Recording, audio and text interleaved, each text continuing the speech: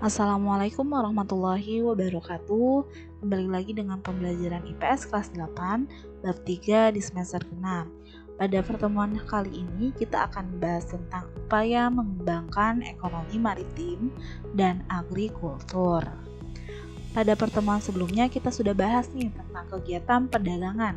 Perdagangan yang kita bahas yaitu antara lain perdagangan antar daerah, antar pulau, dan antar negara.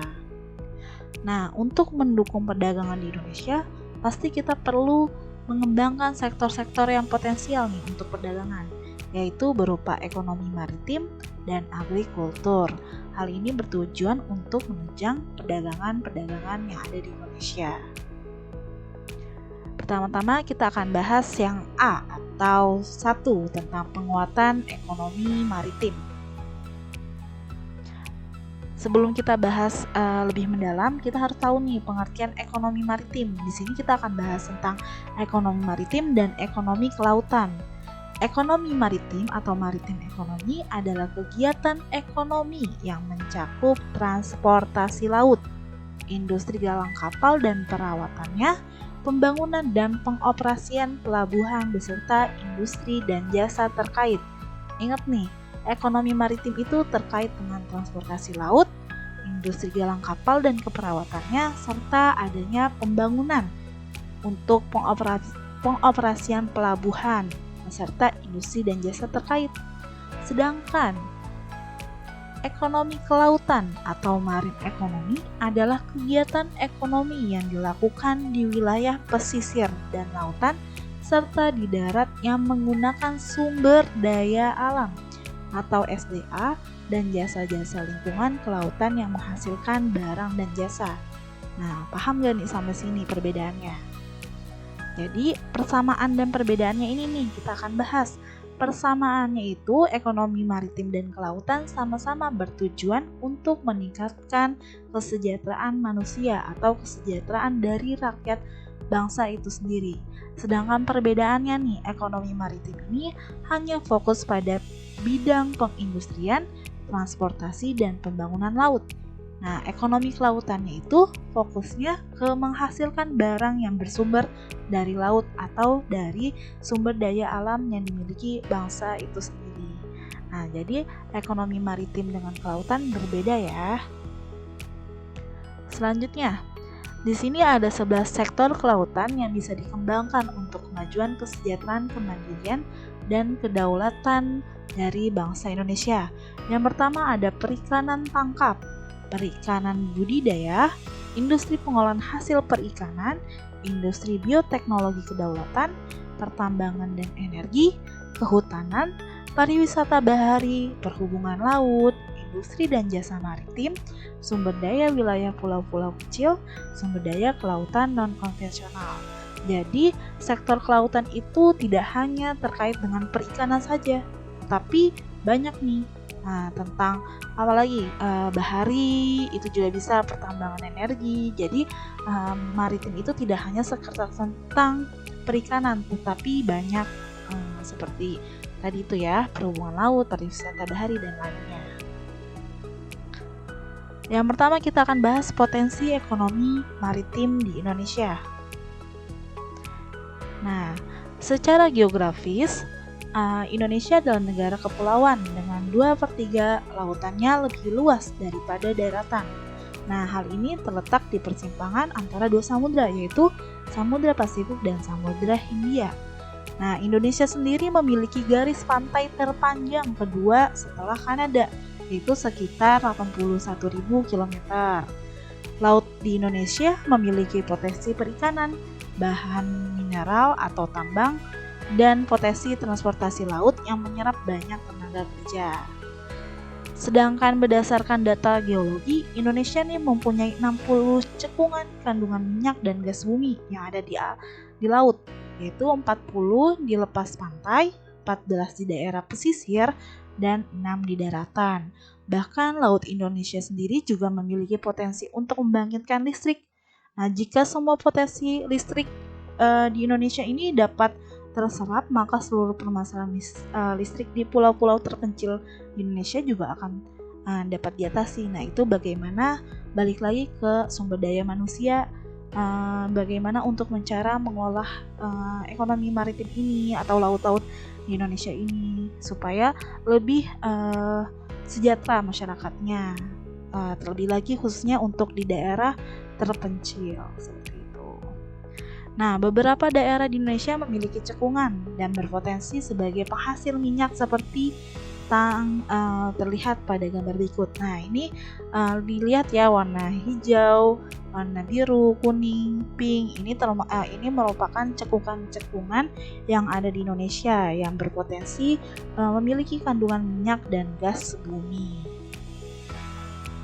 Selanjutnya, berdasarkan statistik perikanan tahun 2012 dari Food and Agriculture Organization atau FAO, Indonesia ini merupakan negara peringkat kedua dalam produksi perikanan tangkap dan keempat dalam produksi perikanan budidaya, serta sebagai negara kedua dalam hal jumlah kapal yang dimiliki, jumlah kapal terbanyak ya yang dimiliki setelah Tiongkok.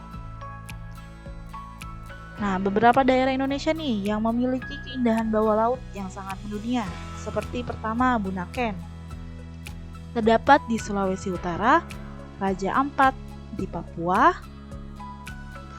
Labuan Bajo di Nusa Tenggara Timur, Wakatobi di Sulawesi Tenggara. Nah, ini merupakan hasil-hasil keindahan bawah laut yang terkenal di dunia. Indonesia mempunyai bawah laut yang indah seperti itu.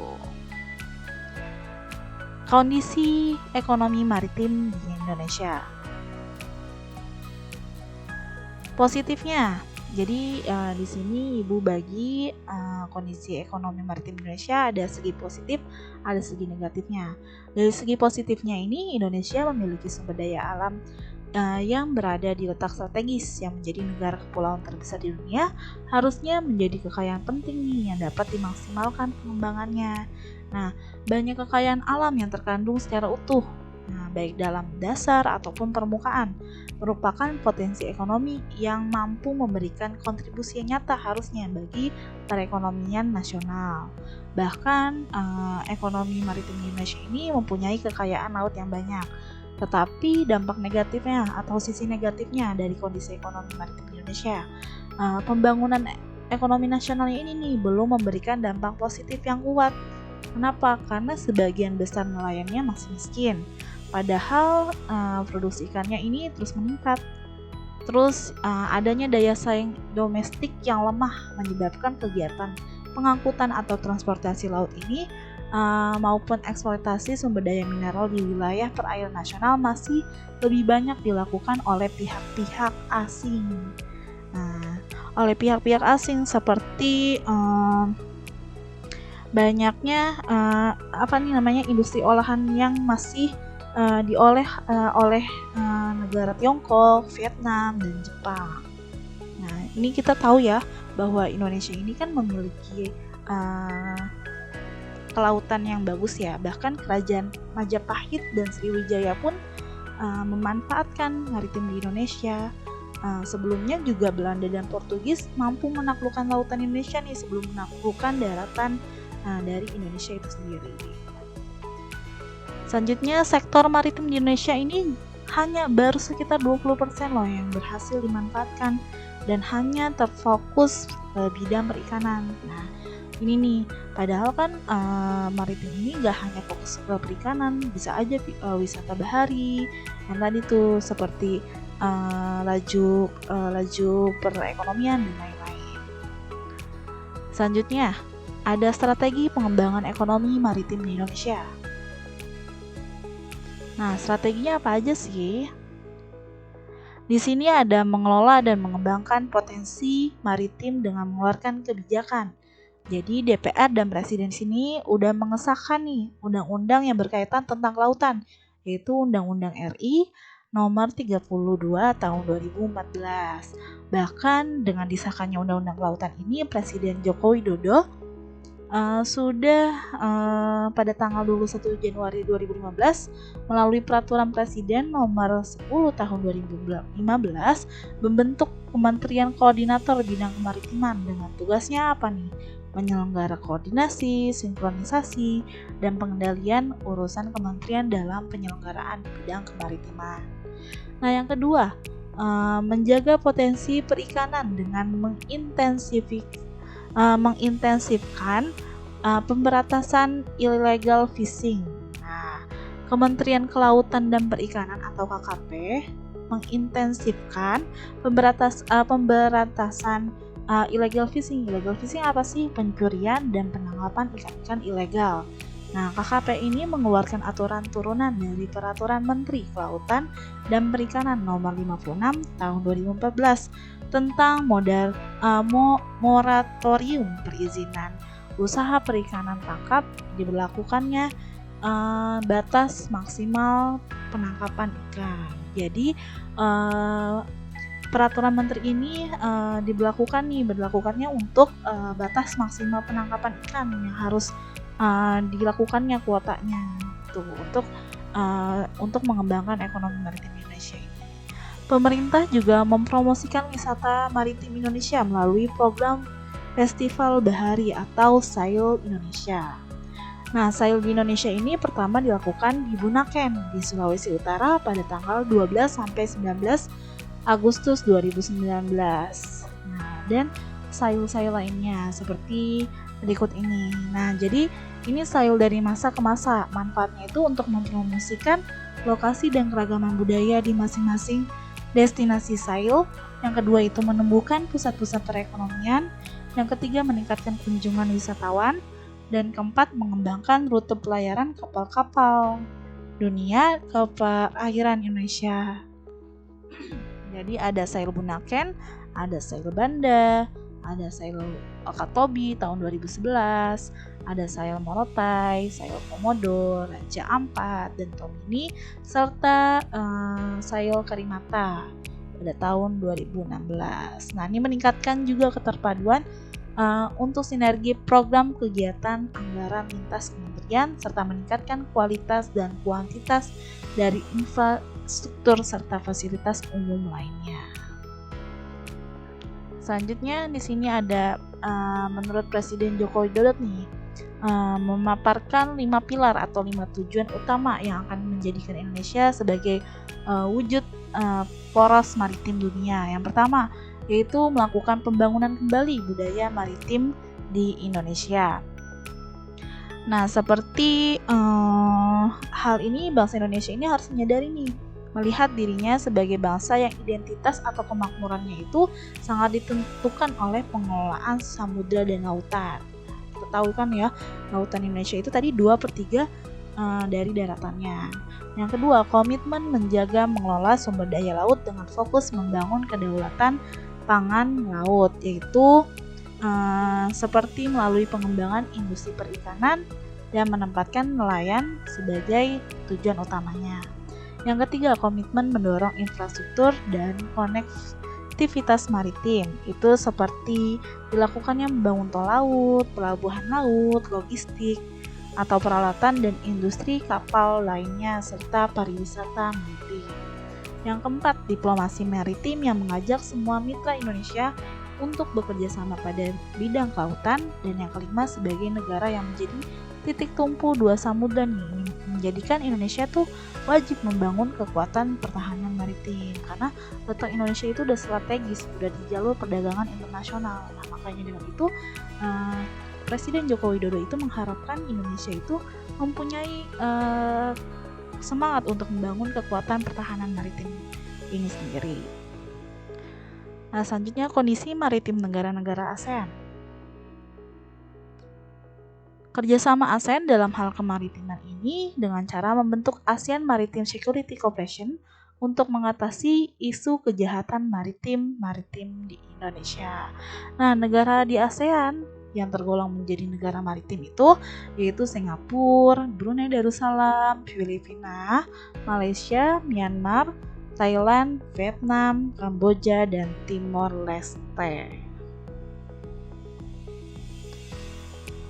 Nah, selanjutnya di sini ada gambar Singapura, kan?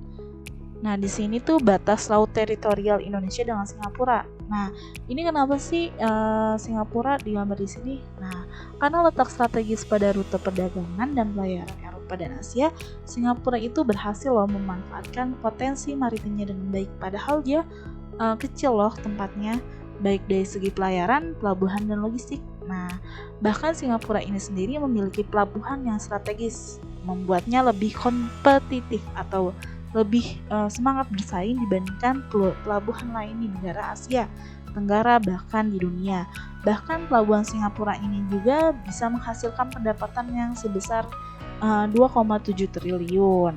Dan pelabuhan ini juga membutuhkan waktu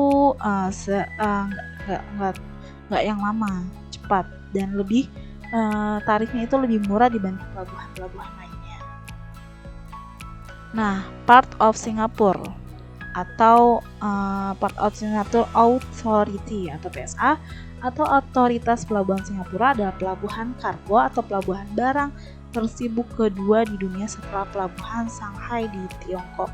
Jadi pelabuhan di Singapura ini urutan kedua kesibukannya dari pelabuhan Shanghai di Tiongkok.